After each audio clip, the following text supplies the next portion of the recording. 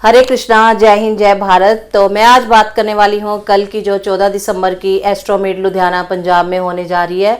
तो इस प्रोग्राम में कल हमारा जो मेन मोटिव है ज्योतिष विद्या का, कि हम यूथ को प्रमोट कर रहे हैं और आने वाले टाइम में ज्योतिष विद्या का प्रचार कर रहे हैं।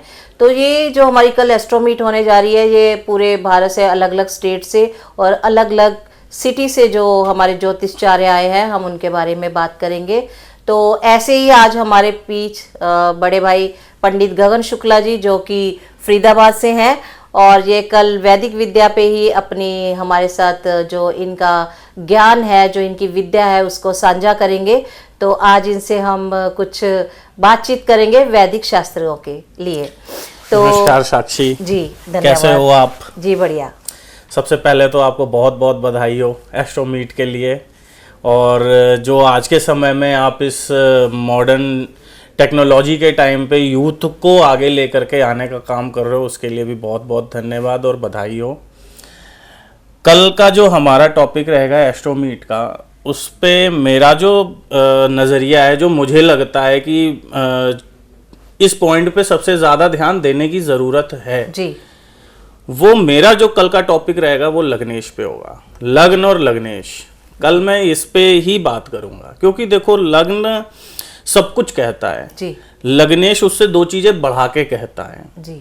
अगर लग्न हो गया, हम लग्नेश भी हो गए, हम ही जी। कोई अलग तो हुए नहीं जी, हम ही अगर कुंडली के किसी गलत भाव में जाकर के बैठे हैं, जी, मान लो हम छठे भाव में चले गए, हम 8वें में चले गए, हम 12वें में चले गए, तो ये दो स्थान है जी, 6, 8, 12 खराब भाव हैं। जी, हम यहाँ पर जाने के बाद कुछ अच्छा नहीं कर सकते। जी, कुछ सूत्र हैं कि हाँ, अगर लग्नेश 6, 8, 12 में हो तब भी उससे अच्छा फायदा लिया जा सकता है। उन सूत्रों पे मैं बात करूंगा कल, और मैं कल इसके बारे में थोड़ा सा और डीप और डिटेल में बताऊंगा। जी। तो कल मेरा लग्न और लग्नेश पे टॉपिक रहेगा, जो मुझे लगता है काफी अच्छा और दिलचस्प रहने वाला है सबके लिए।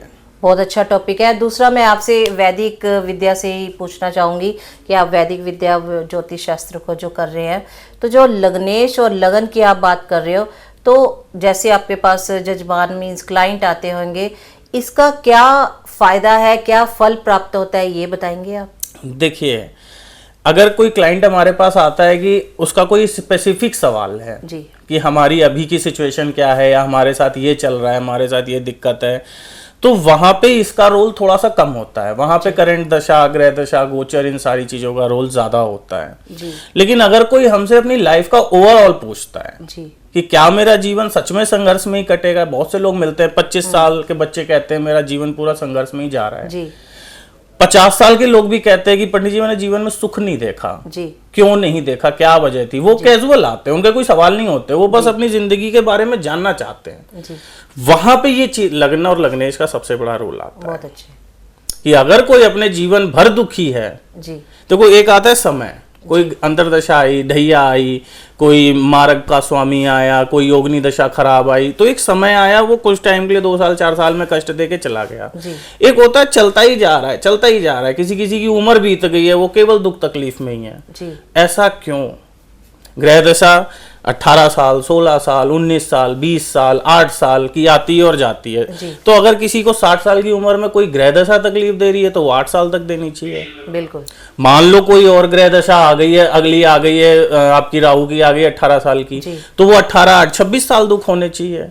उसने तो 60 साल दुख में बिताए। वो कहता है जब से होश संभाला है तब से दुख में हो, तो क्यों? जी, तो मीन्स कहने का भाव आपका ये है कि आप जो हम पूरे भारत में ज्योतिष विद्या का प्रचार कर रहे हैं, तो कहीं ना कहीं, जैसे मैं यूथ को आगे आने के लिए बोल रही हूँ, गगन शुक्ला जी भी यूथ में है, और ये वैदिक विद्या को किस तरीके से आपके सामने लेके आ रहे हैं। तो कल की एस्ट्रोमीट में इनका टॉपिक रहेगा लगन और लग्नेश पे, जिससे कि बहुत सारी कुंडली की जो दिक्कतें हैं, या फिर कहीं जॉब को देखे, या बिजनेस को देखे, या हेल्थ इश्यूज के देखे, तो कहीं ना कहीं उस कुंडली में ही कहीं ना कहीं पूरा का पूरा वर्णन है। तो आप वैदिक शास्त्र को, वैदिक विद्या को ऐसे ही आगे ले जाते रहें और ऐसे भारत के लोगों की सेवा करते रहें। तो आपका बहुत बहुत धन्यवाद हमारी एस्ट्रोमीट में आने के लिए। जय श्री राम, जय श्री